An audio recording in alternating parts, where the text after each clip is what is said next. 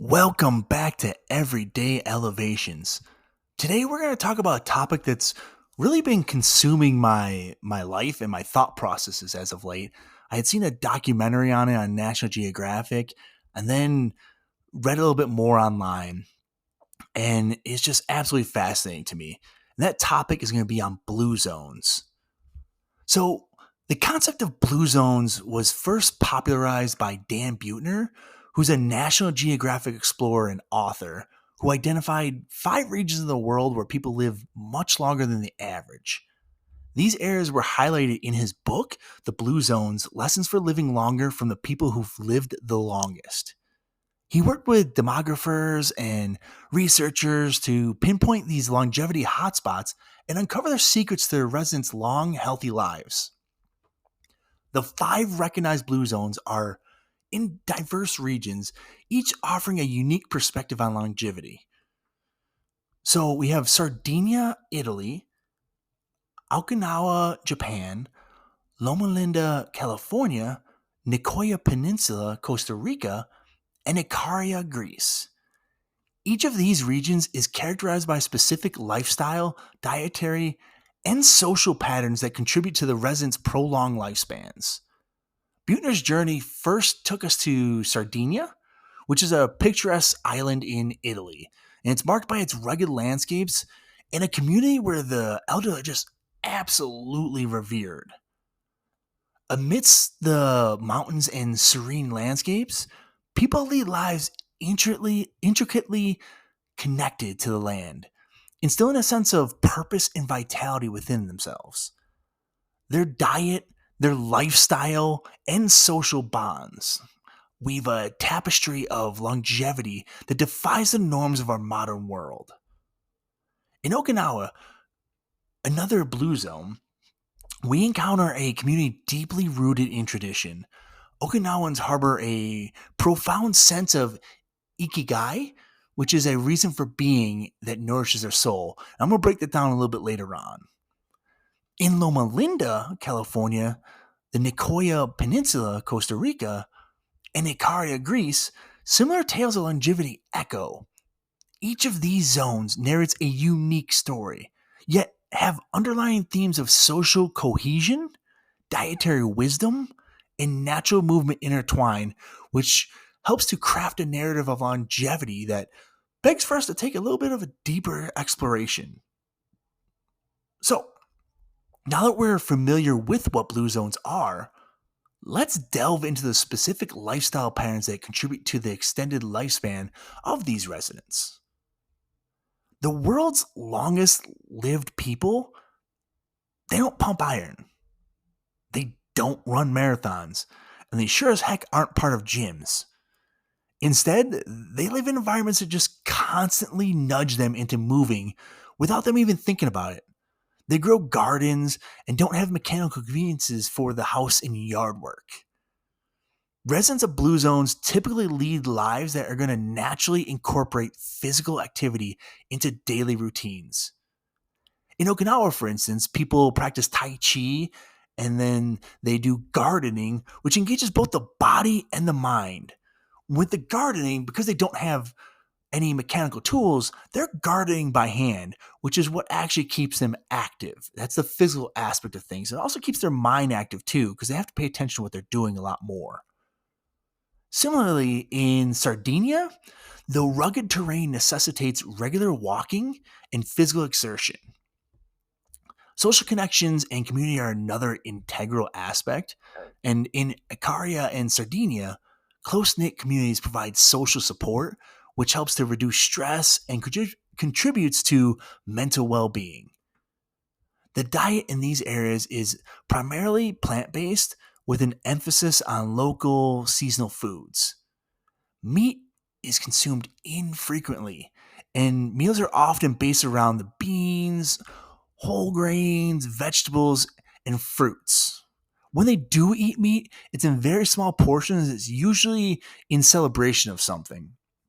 So it's about 3 to 4 ounces what the portions are. So think of it like a deck of cards. That's what it's going to look like in terms of the size of meat they have. But in addition to a balanced diet, The practice of not overeating and stopping when 80% full, which is a practice known as hara hachi bu in Okinawa, is also really common. All right, so we have a grasp on the lifestyles. It's essential to focus on a critical component, though: diet.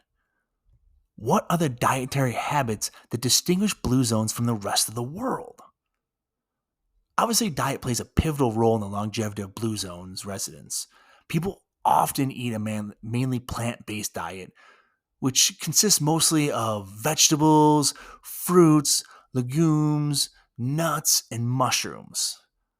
There is no blue zone or longevity zone in the world where people eat a lot of animal protein. Let me run that back.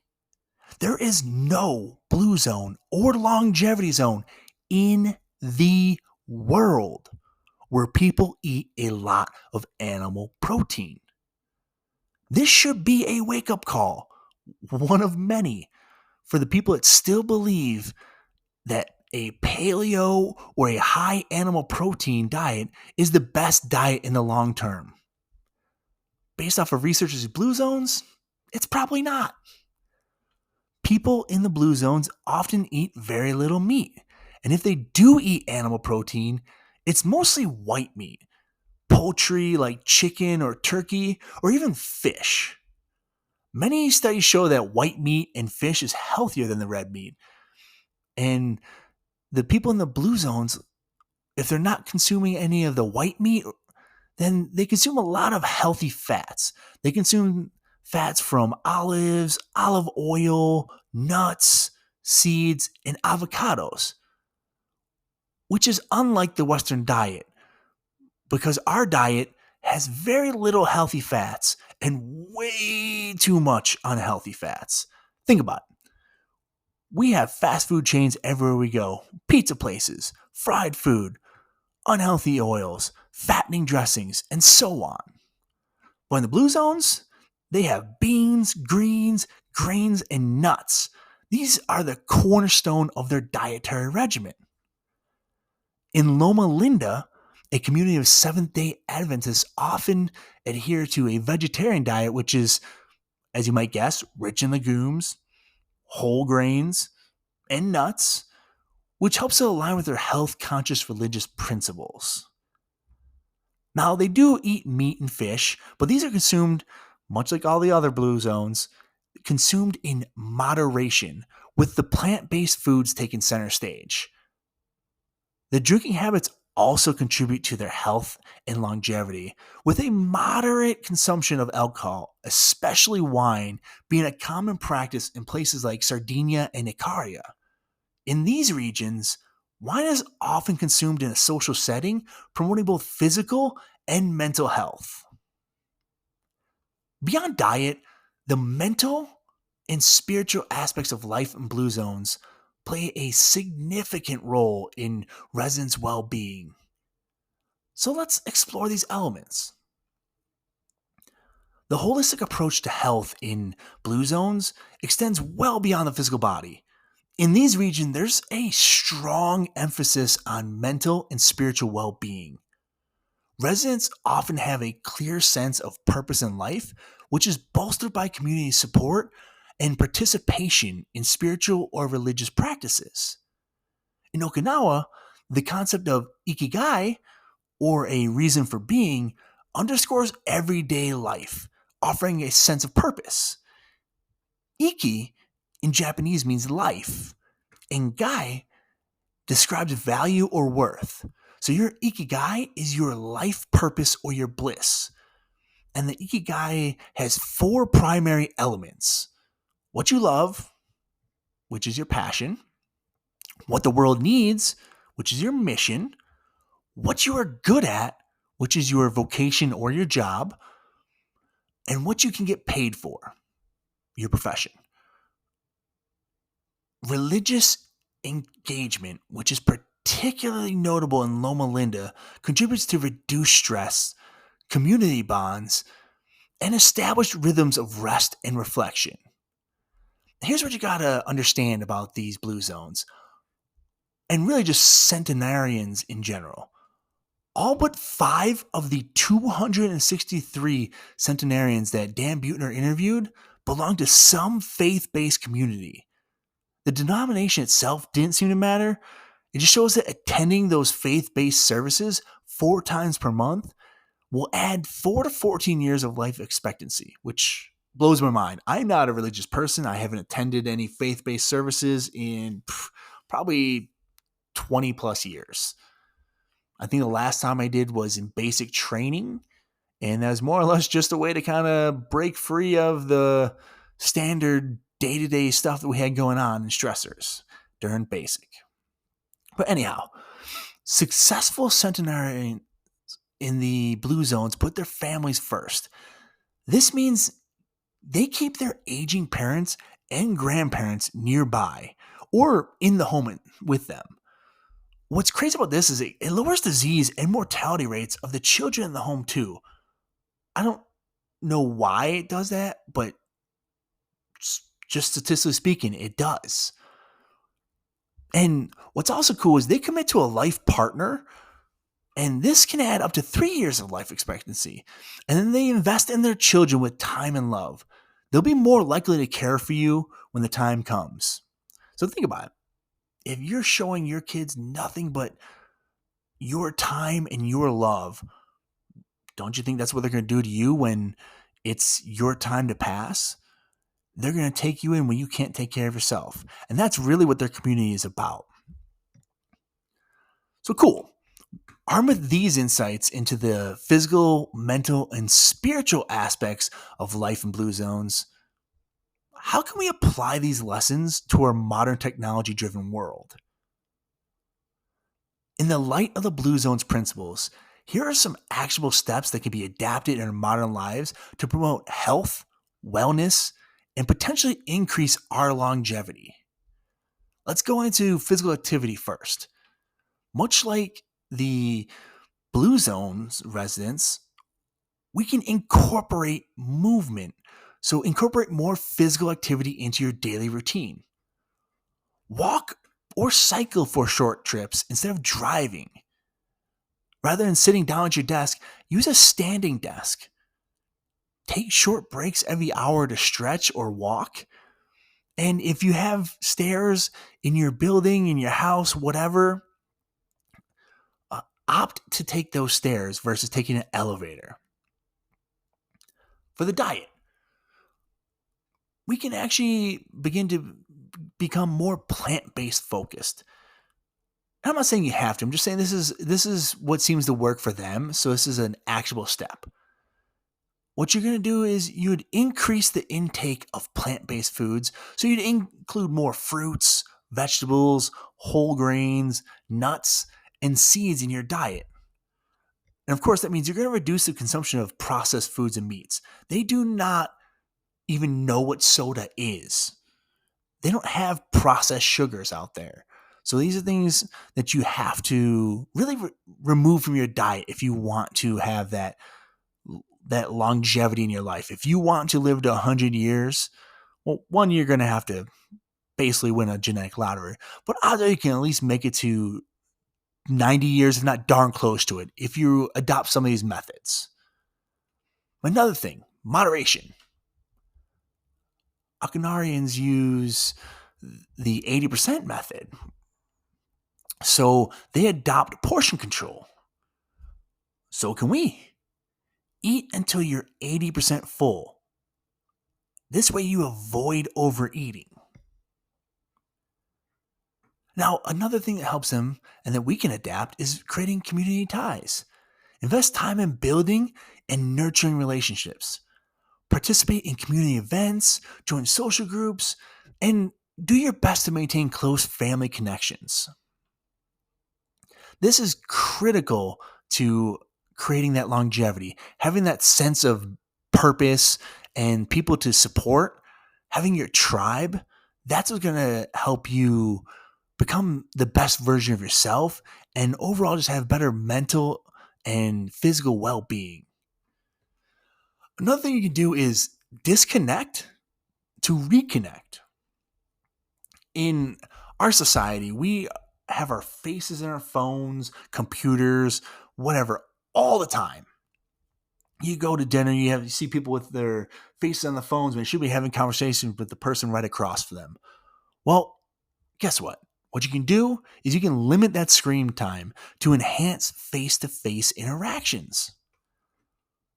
Allot specific times to unplug from those digital devices. If you're at dinner, your phone should not be at the table, right? That's just one way to kind of set yourself up for success. You can just have a more intimate meal by not having that phone there, that temptation, any distractions. This way you're fully in the moment.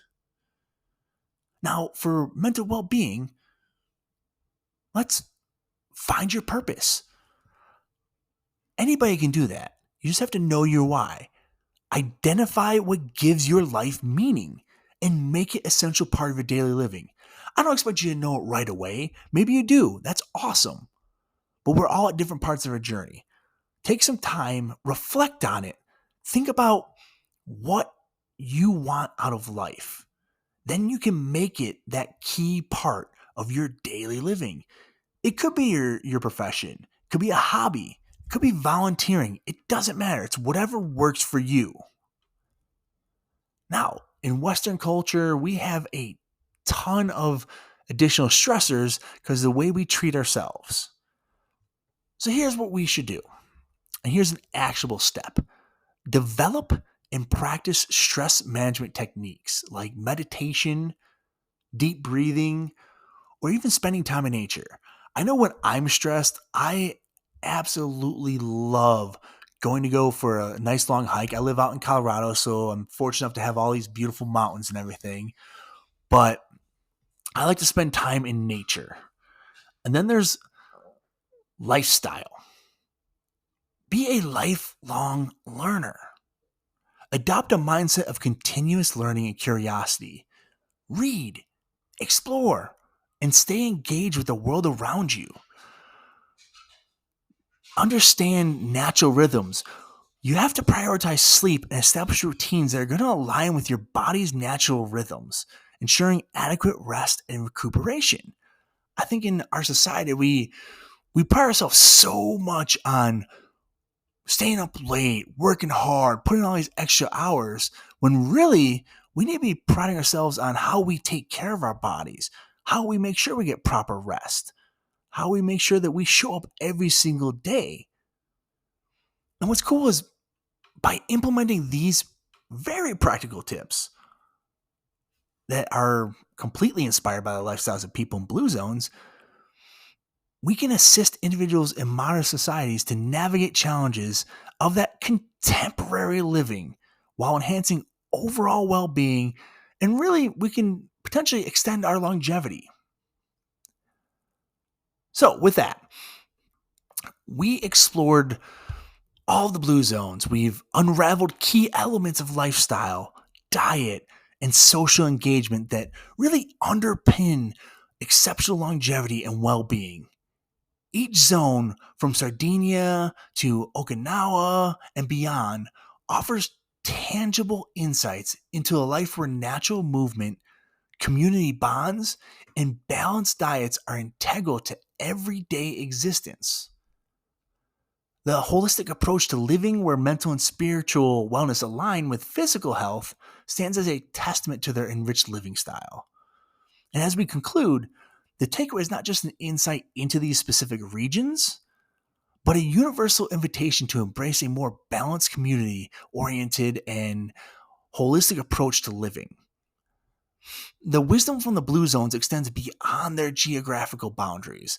They offer practical, actionable steps for enhanced well-being, quality of life, and even potentially longevity in this fast-paced, crazy modern world. Thank you so much for taking the time to listen today. I hope you really enjoyed this episode.